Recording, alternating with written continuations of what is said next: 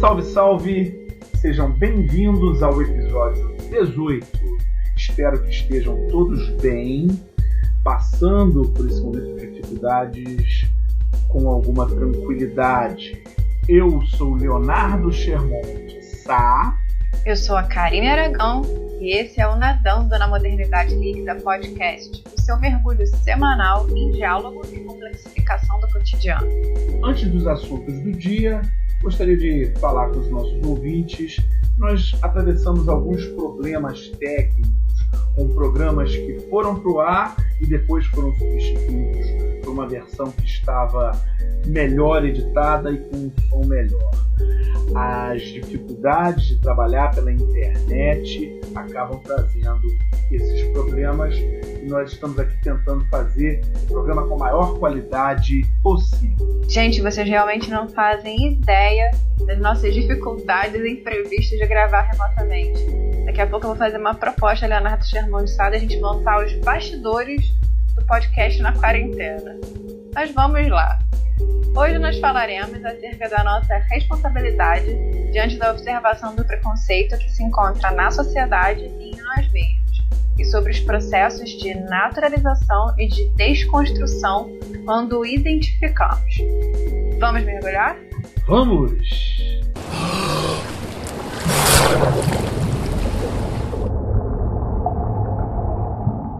Leonardo Schermonte Sá. Nas últimas semanas, em vista das polêmicas da 20ª edição do BBB, tivemos algumas hashtags que dominaram o Twitter e reacenderam debates culturais em torno de questões como racismo estrutural, feminismo, masculinidade tóxica e afins.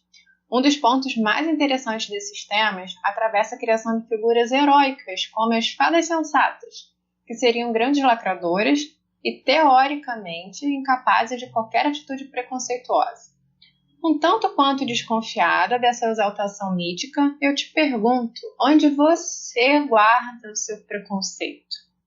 Essa pergunta é interessante porque ela me lembra uma propaganda feita pelo governo federal no início dos anos 2000, em que ela perguntava a pessoas nas ruas onde você guarda o seu racismo. E aí as pessoas, diante dessa pergunta assim de sopetão, ficavam ali tentando explicar se são racistas, se não são racistas. Até porque boa parte do nosso preconceito, seja ele um preconceito de classe, o racismo, a homofobia, o preconceito contra as mulheres, ele está naturalizado por conta da nossa vida em sociedade e da maneira como nós fomos educados. É muito difícil a gente entender que a gente é preconceituoso, que a gente é racista, homofóbico, misógino, que a gente tem preconceito contra pobre. Isso porque existem pelo menos duas formas pelas quais as pessoas demonstram o seu próprio preconceito. Eu gosto de categorizar as pessoas preconceituosas em dois grupos diferentes. Existem aqueles preconceituosos que são militantes do seu preconceito, eles se orgulham do seu preconceito e não perdem uma única oportunidade para demonstrar de maneira bastante clara, de maneira inequívoca, o quão preconceituosos eles são. Tem muitos exemplos na nossa sociedade e nesse programa, no Big Brother, também apareceram lá algumas pessoas. Mais para o início do programa havia lá um grupo de homens que apresentavam um viés machista muito forte e também apresentaram homofobia, e por isso mesmo essas pessoas rapidamente foram eliminadas do programa porque geraram um repúdio de todas as outras pessoas, né, das pessoas que estavam assistindo o programa e que votam.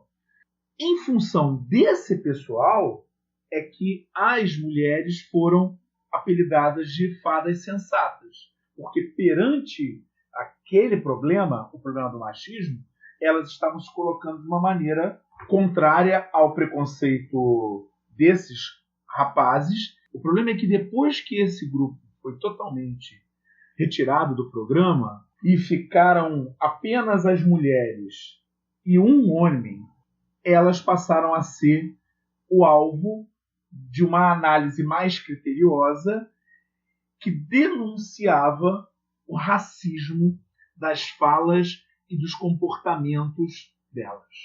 Só que a maioria dessas mulheres não apresentava um preconceito militante. Essas mulheres estavam num outro caminho, não todas, é verdade, mas a maioria delas estava muito mais ligada a uma forma de preconceito que a gente pode chamar de preconceito inconsciente, que é esse que está dentro da gente em função do nosso convívio social e principalmente da nossa educação, da nossa formação. Formados numa sociedade racista, é muito difícil nós não carregarmos em nós o racismo. Formados na homofobia, na misoginia e no preconceito de classe, é muito difícil que a nossa fala, os nossos procedimentos, a nossa maneira de agir não carreguem nisso. Mas também não é o caso da gente retirar totalmente a responsabilidade de quem está influenciado pelo preconceito estrutural e não faz nada. É óbvio, se a pessoa tem aquele viés inconsciente racista, alguém em algum momento vai falar isso para ela. Se a pessoa está vendo um filme, está observando uma novela, está observando o discurso público, o debate público, e que nos últimos anos tem sido cada vez mais forte, sobre todos esses preconceitos e não faz nada, ela tem algum nível de responsabilidade na manutenção desse preconceito em si mesmo. Não dá para a gente relaxar e achar que o preconceito está na sociedade e eu, coitadinho de mim, não tenho nada a fazer com relação a isso. Muito pelo contrário. Então, dito isso tudo, eu posso afirmar claramente que sim, o meu preconceito está em mim, está guardado, infelizmente, e eu luto todos os dias contra ele. Todos os dias. E tenho certeza também que vou lutar contra os meus preconceitos até o final dos meus dias. E eu pergunto a você, Karine, onde você guarda o seu preconceito? Claro que, como uma boa linguista, eu preciso começar a responder essa pergunta pensando na etimologia dessas duas palavras. Primeiramente, da palavra preconceito, que tem o tina, e significa conceber sem ponderação. E também da palavra guardar, que também tem origem latina e significa pôr em guarda, né? Preservar. Juntando esses dois termos, a gente pode perceber que essa preservação de conceitos sem ponderação atravessa momentos sociais diferentes. Para fazer um recorte temporal mais sincrônico, mais objetivo, a gente pode dizer que na década de 90 existia um preconceito não percebido por muitos, por ser naturalizado, que foi uma palavra que você tanto usou e ela é super coerente, né? Um preconceito naturalizado no discurso, naquela vibe de brincadeira. Vide o programa dos Trapalhões, que é um clássico para explicar o que é racismo estrutural. Já no começo dos anos 2000, a gente presenciou a ascendência dos estudos linguísticos, dos estudos culturais, que nos levaram a questionar aquelas frases como mulher é piloto de fogão, ou mulher não faz isso, né? Ou até aquele é mulher, mas é inteligente, com essa conjunção adversativa aí. Então, o que aconteceu foi que muitos começaram a fechar as suas gavetas, digamos assim, do preconceito, e a educar os mais novos para serem polidos, para entenderem que não podiam andar com as suas gavetas preconceituosas expostas por aí. O que eu acredito já foi um caminho inicial, porque, logicamente, essa postura começou a questionar o status quo, que validava a estigmatização do outro pública. Então, se você não pode ter essa fala em coletivo, no público, é porque, provavelmente, há algum problema nela. Então, para mim, realmente foi o início de um pensamento. E passado alguns anos, nós chegamos à contemporaneidade, que infelizmente, com muita dor no coração eu falo isso, anuncia um retrocesso e tem desenvolvido uma certa visão de que é corajoso exibir no Twitter, e eu vou falar de Twitter porque eu sempre digo que Twitter é um estudo antropológico, né? Exibir no Twitter essas gavetas de preconceito que por tanto tempo ficaram fechadas. Daí a gente tem essa denominada cultura do cancelamento, cultura da lacração, que revela a nossa incapacidade de dialogar, né? Que se esconde sob o signo daquela ideia de eu só estou sendo sincero. Eu confesso que quando alguém me diz eu lacrei, eu abaixo a cabeça e penso em 20 mantras para poder manter a minha paz. Mas essa postura radical de abertura violenta de gavetas, como falando aqui no Twitter, resultou no movimento também que eu vejo radical do outro lado, que foi o trancamento desse preconceito de tal modo como se ele não estivesse ali. Então, dos dois lados de uma polarização irracional, a gente tem quem grite seu preconceito e quem se considere completamente impossibilitado de ter qualquer tipo de atitude preconceituosa, né? São dois lados, quem grita e quem esconde. Como se essa pessoa que escondesse se autodenominasse uma figura meio santificada e que nunca erra, né? Que é uma frase que a gente associa às fadas sensatas. E esse caminho de esconder o seu preconceito e não ver, eu vejo muito como um erro grande, pois é exatamente aí que a alienação vai acontecer. Quando a gente coloca uma venda nos próprios olhos e acaba simplificando a realidade, interpretando a vida como se a gente tivesse em um filme totalmente mal escrito, né? Que só tem personagens lineares que são sempre vilões ou sempre mocinhos. A realidade é muito mais complexa do que isso, né? A realidade precisa levar em consideração que nós temos, na verdade, realidades e que as nossas próprias bolhas sociais são a gaveta master onde nós guardamos os nossos preconceitos, né? Seja eu, seja você e sejam os nossos ouvintes. Porque elas nos fazem legitimar esses preconceitos que ganham uma ótica de normalidade dentro dessa bolha, já que você é preconceituoso em relação a quem está fora dela, como se isso fosse algo não tão ruim assim. E dentro dessa lógica, a não aceitação de que nós somos limitados pelo nosso campo de visão nos faz ter a ilusão de que nós temos o poder de considerar todos os contextos possíveis e de declarar, por exemplo, um feminismo generalizado, como se a única forma possível de feminismo fosse a minha, quando eu considero como feministas mulheres que agem como eu ajo, mulheres que estão dentro da minha bolha, e que tudo fora disso não abarcaria a consciência da sororidade, que foi uma palavra muito usada no BBB, né? Daí surge um questionamento, né? A sororidade é apenas para as iguais? Apenas para quem obedece ao padrão da sua bolha social? É aí que está o principal elemento que faz com que a terceira onda do feminismo apresente o feminismo negro como um dos principais elementos, porque se percebeu que havia uma luta feminista, mas que não levava em consideração as questões específicas de ser uma mulher negra na sociedade, sobretudo numa sociedade racista como a nossa. E isso apareceu no programa quando uma das participantes, que é a única mulher negra do programa, pelo que eu sei, não conseguiu em momento nenhum uma aceitação total do grupo das mulheres que estavam inicialmente lutando pelo feminismo e contra os homens machistas que estavam no programa. Sendo assim, esses preconceitos muitas vezes podem gerar grupos que se excluem, como você está falando, Karine.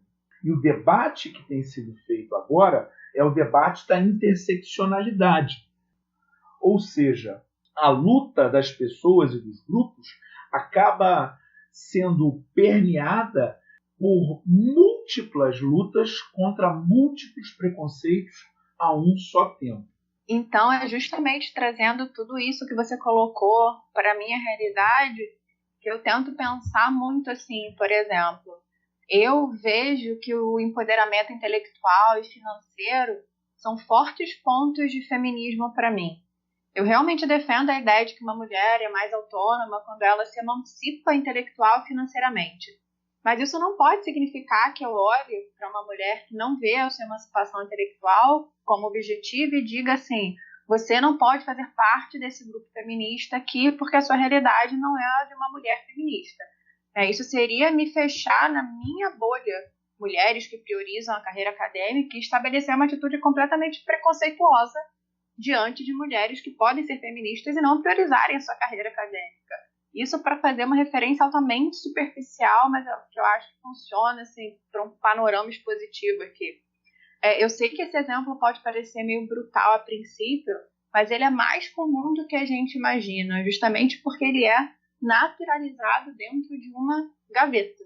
É o que acontece quando um grupo de mulheres que pertencem a uma dada e considerada hegemonia passa a ser um ícone de um modelo de vida livre de preconceitos, embora, ao mesmo tempo, ignore e menospreze o uso simbólico e cultural do pente que o Babu usa no cabelo, porque essa é uma atitude que está completamente fora da bolha delas. E aí eu fico pensando, será que elas realmente não guardam preconceitos? Será que alguém pode se declarar totalmente livre de preconceitos? Enfim, a pergunta que fica com tudo isso é: e agora, José? E agora, José? Leonardo Sherman, depois desse debate complexo, em que a gente falou bastante sobre preconceito, eu te pergunto, identificando o nosso preconceito, o que a gente faz com ele? Desconstrói. Desconstrói. Essa é a ação. Para todo mundo que vai fazer um curso da área de ciências humanas e de outras áreas também, tem esse traço da desconstrução. A gente chega à universidade e começa a estudar os temas e as ideias e começa a perceber que as nossas ideias pré-concebidas estão sendo pressionadas por aquilo que a gente está estudando na universidade. Isso é muito comum e acontece com praticamente todo mundo que vai para um curso desses. E por que nesses e não nos outros? Porque nesses cursos é que se estuda o pensamento. E o pensamento de quem estuda está o tempo todo sendo desafiado pelos pensadores e pensamentos de toda a história. E o que acaba acontecendo é esse processo de desconstrução. Aquilo que era natural, aquilo que foi naturalizado ao longo da nossa vida, ao longo da nossa educação, ao longo do nosso convívio social, ele vai dando um espaço, vai deixando lugar, vai sendo deixado de lado e no lugar entra a consciência crítica. A ideia de que aquelas ideias pré-concebidas, elas só são isso mesmo, ideias pré-concebidas. E é uma maravilha perceber o mundo um pouco mais largo, mais profundo, com maiores possibilidades, com um número maior. Depois do processo de desconstrução, a gente acaba percebendo uma variedade maior no mundo, um mundo muito mais vasto e colorido. O problema é que o processo de desconstrução ele é muito dolorido e leva a vida toda. Mas ele começa sempre da mesma maneira, com uma pergunta. E eu já fiz essa pergunta para mim mesmo muitas vezes e já vi essa pergunta sendo feita por estudantes nas minhas aulas ou por colegas e amigos em conversas muitas vezes. Diante de uma nova ideia, diante de uma nova noção, a pessoa se pergunta: mas eu sou preconceituoso? Será que eu sou preconceituoso? Então deixa eu te ajudar, viu? Você que está ouvindo aí, se você está perguntando se você é preconceituoso, é porque você é preconceituoso. É claro que também pessoas que são preconceituosas, militantes, não vão se achar preconceituosos, mas isso é uma outra coisa. A gente não está falando desse tipo de pessoa. A gente está falando daquele preconceito inconsciente. A pessoa que tem em si uma visão crítica e que está procurando de boa fé acabar com o preconceito. Se você está pensando, A pessoa está pensando, será que isso é preconceito meu? É bem provável que seja. Partindo desse primeiro ponto, dessa noção inicial, os passos seguintes são mais simples, mas igualmente dolorosos, que consistem em ouvir, abrir o coração e a mente para as ideias de quem é diferente de você. Prestar bastante atenção no que pessoas que sofrem preconceito dizem e eliminar da fala o mais nessa hora. Então, se a pessoa está dizendo que existe o preconceito, se a pessoa sente o preconceito, se a pessoa está te informando da dor dela, não é hora de dizer, mas nem todo mundo é assim. Não interessa se nem todo mundo é assim. Interessa que aquela pessoa sente aquele preconceito. E isso é motivo suficiente para a gente parar e pensar no que a gente anda fazendo e no que a gente anda pensando. Essa é a maneira como eu, pelo menos, tento lidar com os meus preconceitos, que, como eu já disse, são muitos, apesar da minha tentativa constante de eliminá-los. E você, Karine, como você lida com o preconceito que está guardado? Você usou dois verbos que me são muito caros também, desconstruir e o ouvir.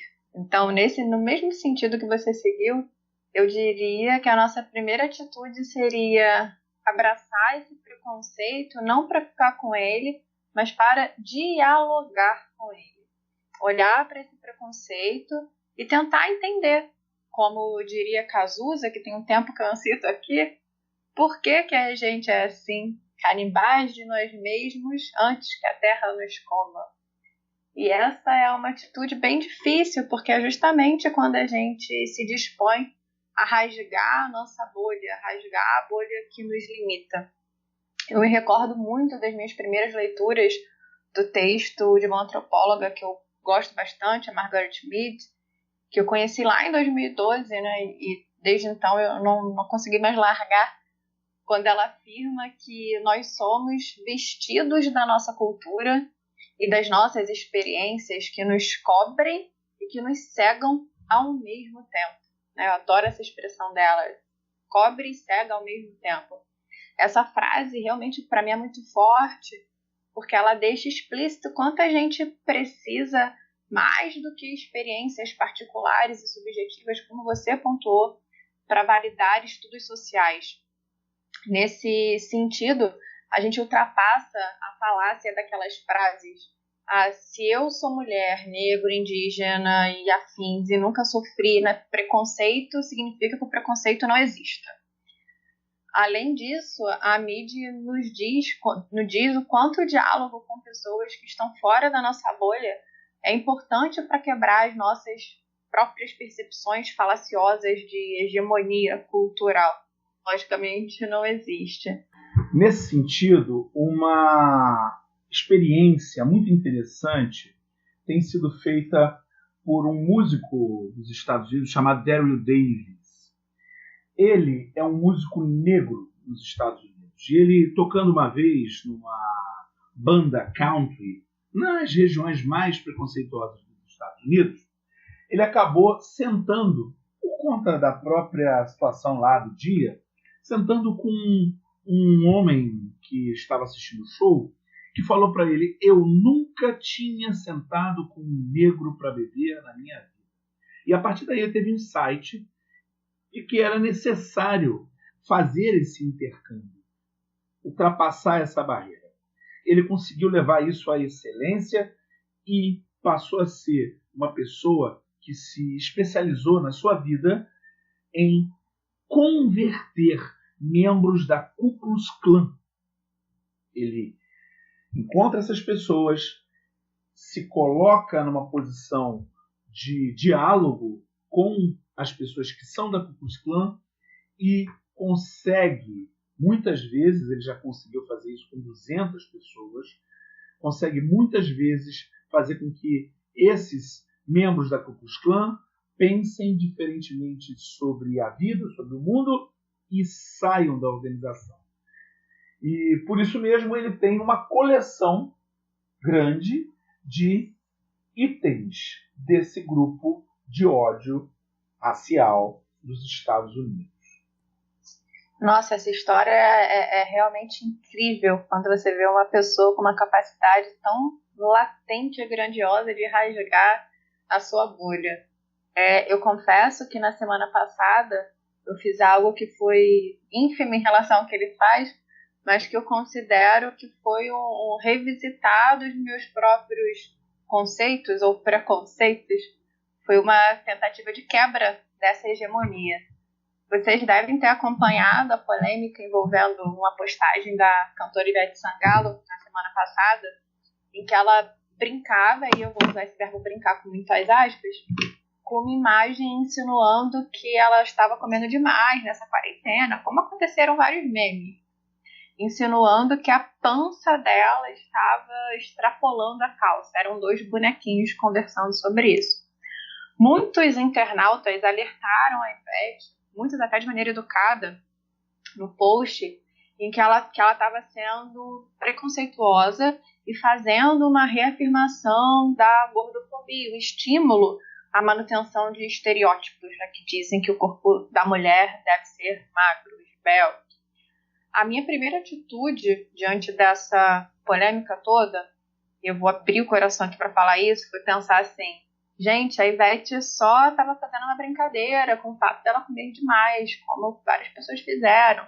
Ela não disse assim: mulheres sejam inimigas das suas panças, façam uma dieta louca na quarentena. Mas apesar desse meu pensamento inicial, eu fiquei um tanto quanto incomodada com esse questionamento. Ficou assim, martelando na minha cabeça. Eu dividi aqui com o Léo, numa conversa semana passada, e dividi com algumas amigas também, amigas no geral, e com algumas amigas que estão à frente dessa pauta, né, da questão da gordofobia, em alguns movimentos. E eu posso dizer que, conversando com elas, eu tive aulas sobre gordofobia. Eu realmente reconheci que eu sabia assim, apenas o básico. A minha visão hoje é limitada e eu vejo que já foi bem mais limitada. Resumindo, eu posso dizer assim, eu me reconheci como uma pessoa que já errou muitas vezes, que já legitimou certos discursos preconceituosos que reforçam essa obrigatoriedade do grupo feminino, quando, por exemplo, eu elogiava espontaneamente uma amiga que emagreceu, sem nem perguntar se esse era o objetivo dela, se era a intenção. Então, assim, mesmo que fosse de maneira subentendida, como eu acredito que tenha acontecido com a Ivete por todo o histórico dela, eu pude, de alguma forma, compreender nessa conversa com algumas amigas que a liberdade sobre o próprio corpo atravessa, como também elas pontuaram, a liberdade de se alimentar sem precisar ficar pensando em que ponto da barriga aquele açúcar vai se instalar. Ideia para a qual eu nunca tinha atentado. Mas eu só pude perceber esse erro no momento em que eu me abri, como você falou, no momento em que eu ouvi outras realidades, outras histórias, outras experiências, e reconhecendo o quão limitada eu sou pelo meu próprio campo de visão. E essa retirada de vendas eu realmente devo a Margaret Mead e a rememoração dessas minhas leituras. Então, como você falou também, a questão da desconstrução. Essa desconstrução muitas vezes acontece pela nossa apreensão de repertório sociocultural. Então, quanto é importante, às vezes, a gente ouvir. Ontem eu vi a entrevista que o Leandro Carnal fez para a CNN, circulou em muitos grupos de WhatsApp, então acredito que muitas pessoas tenham visto. E tem uma parte da entrevista em que ele diz assim: quando alguém que é um especialista, que está à frente de um estudo, fala alguma coisa para a gente, o máximo que a gente pode fazer é ouvir e balançar a cabeça, né? Ele fala até no movimento bovino, porque realmente é isso, assim, acho que a nossa capacidade de escuta tem que estar aberta às pessoas que colocam suas experiências e seus estudos pra gente, porque é nesse momento que a gente consegue dialogar, construir. E, Dito isso, vamos para as nossas mensagens na garrafa. Hoje nós temos uma pergunta da nossa ouvinte Mariana Souza, que falou um pouquinho, que misturou um pouquinho o nosso último episódio, que discutia sobre o tempo, com o nosso episódio 11. E ela perguntou assim: Karine e Leonardo, vocês acham que o tempo aliado, a percepção do tempo como aliado, do tempo como inimigo, é uma escolha individual ou social? E aí, Leonardo? A gente tem um conjunto grande de coisas que a gente escolhe. A gente gosta de pensar que a gente não escolheu, mas que a gente escolheu. É claro que dependendo da situação econômica que a gente esteja, algumas coisas deixam essas escolhas muito difíceis. Mas ela sempre existe, ainda que seja no limite. Pode não ser uma escolha fácil. Sendo assim, eu fico mais para o lado de ser uma escolha individual. Ainda que eu reconheça que existem escolhas muito difíceis. Eu vou escolher morar na rua ou trabalhar num lugar ruim para ter um dinheiro para pagar o aluguel. Se eu tiver a oportunidade de trabalhar num lugar muito difícil para pagar o aluguel, eu vou preferir pagar o aluguel a morar na rua, porque a escolha é muito ruim. Ainda assim, no mais das vezes, a gente sempre tem uma opção. Às vezes essa opção não é muito boa, às vezes ela é bem ruim, mas a gente sempre tem uma opção. Eu sempre penso que a gente vive uma misturinha entre individual e social. Então eu acho que eu vejo que a nossa interpretação do tempo como inimigo ou como aliado passa muito por aí. Às vezes, como você falou, a gente tem escolhas que são difíceis e a gente fala muito do campo do trabalho, às vezes há situações que são precárias porque você precisa pagar o aluguel. Isso passa por uma questão social, uma questão mais aberta de precarização do trabalho e tudo mais. No entanto, tem um dado aí individual que é a realidade dada. O que você faz com essa realidade?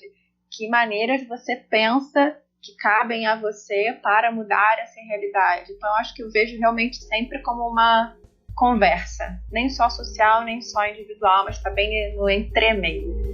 Respondida a pergunta da Mariana, se assim como ela vocês quiserem dialogar com a gente, basta nos contactarem pelas nossas redes. Karine Aragão, escritora, Leonardo Sherman, pelo nosso Instagram aqui do Nadando na Modernidade Líquida Podcast, que é NML Podcast. Pelo Twitter, na Líquida, ou pelo Facebook ou YouTube, Nadando na Modernidade Líquida. Então valeu, galera. Achatem a curva. Até semana que vem. Tchau, gente. Um beijo enorme pra vocês. Até semana que vem.